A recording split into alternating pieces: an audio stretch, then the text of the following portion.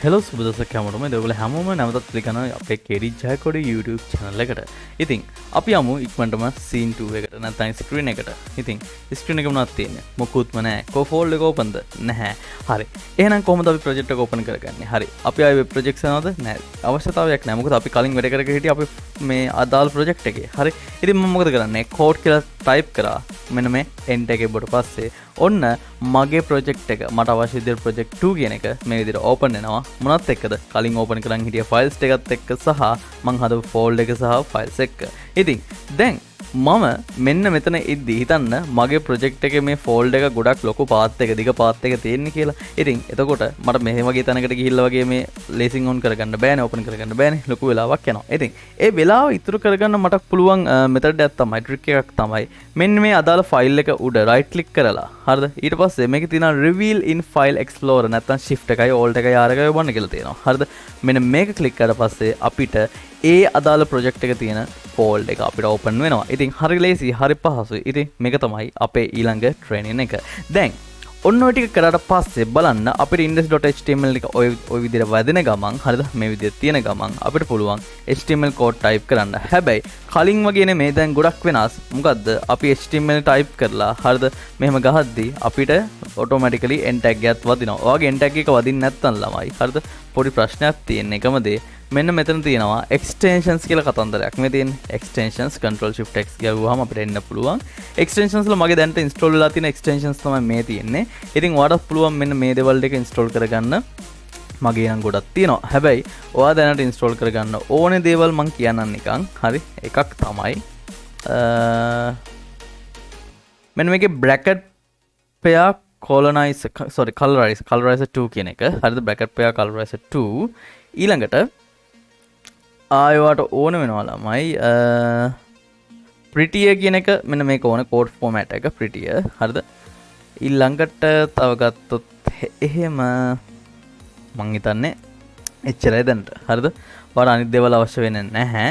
ඉතින් කොහොම හරි ඔන්න ඔය prettier කියන එකයි ඊට පස්සේ මොන bracket pair කියන එකයි bracket pair colorizer කියන එකයි install කරගත්තා නම් ඇති වෙයි. වගේ පොඩ්ඩක් ඒක deprecated කියලා තියෙනවා.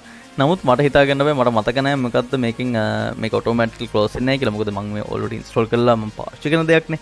ඒකින්ද මට අවශ්‍ය වෙලාවට කොහොම හරි මම ගිහලා දේවල් install කරගන්න. කොහොම හරි ඔයගොල්ලන්ට මෙන්න මේක install කරගන්න පුළුවන් ක්‍රමය තමයි මෙන්න මේ extensions වලට ගිහිල්ලා හරිද?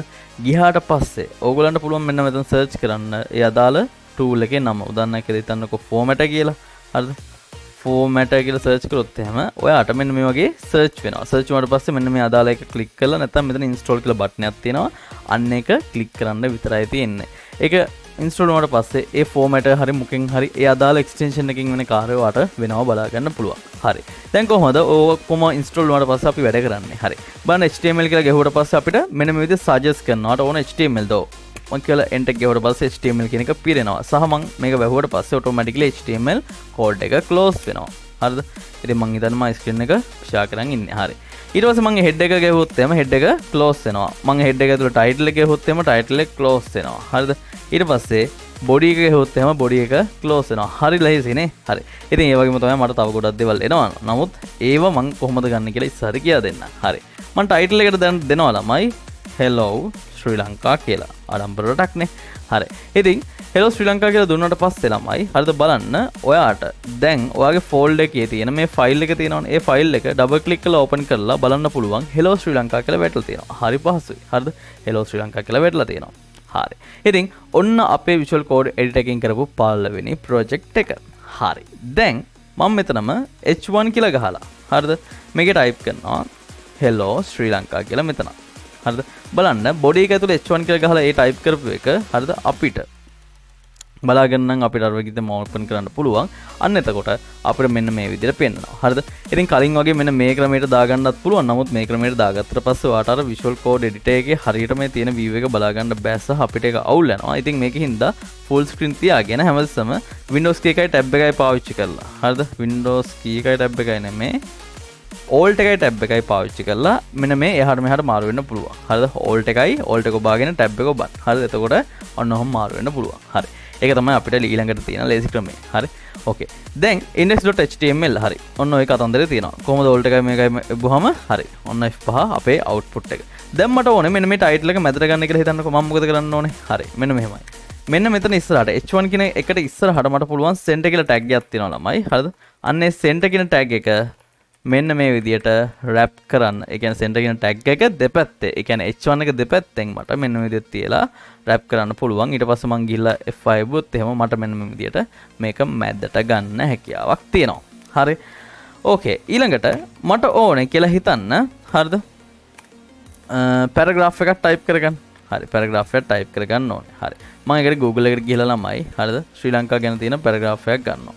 ගොඩක් දේවල් ඇතිනේ. ශ්‍රී ලංකා Wikipedia එකකින්වත් බලමු නේද? ශ්‍රී ලංකා Wikipedia. හරි. මෙන්න මේකක් කියලා හිතන්නකෝ. හරිද? මෙන්න මේ පැරග්‍රාෆ් දෙක මම ගන්නවා. හරි. අරගෙන මම මොකද කරන්නේ? මේක පැරග්‍රාෆ් දෙකක් විතර මට දාගන්න ඕනේ. මම මුලින්ම පැරග්‍රාෆ් ටැග් එක අයින් කළා. මම control එකයි V එකයි ඔබලා මම එක paste කරගන්නවා. කලින් copy කරගත්ත එක්කනේ control C ඔබලා දැන් copy paste කරගත්ත එක්කනේ. හරි. කරගෙන මම මෙන්න මෙතන මුලට P කියලා tag එක දානවා සහ මම මේක කලින් එක වීඩියෝ එකත් පෙන්නවා මෙතන P කියලා tag එකක් දානවා. හරිද? ඉතින් ඒ එකපාරට close වෙන්න හේතුව අර කලින් close වුණේ ඉඳන් නමුත් ඒක ගැන වැඩි වරගෙන නැතුව මම මෙතන P එක close කරලා දානවා. ඔයාලා පේනවා ඇති automatically fill වෙනවා. ඒකත් වෙලාවකට මහ වදයක්. හැබැයි මට නම් දැන් වෙලා තියෙන්නේ මේ අතන නිදිමත හින්දා නමුත් කොහොම හරි මේ අර පොට්ට මාරු කරලා බෑනේ. කොහොම හරි අපිට ඒක හදාගන්න හැකියාවක් තියෙනවනේ. ඔන්න ඔය විදිහට බලුවාම කෙලින්ම මේ වැරද්ද පේන්න ඕනේ. හරි. ඕකේ. දැන් බලන්න මට පුළුවන් මෙන්න මේ විදිහට මේක දකින්න. හරි. දැන් හිතන්න මෙහෙම දෙයක්. දැන් මේ P කතන්දරේ හරිද? ඔයාගේ ඔන්න ඔතනනේ තියෙන්නේ. හරි. ඕක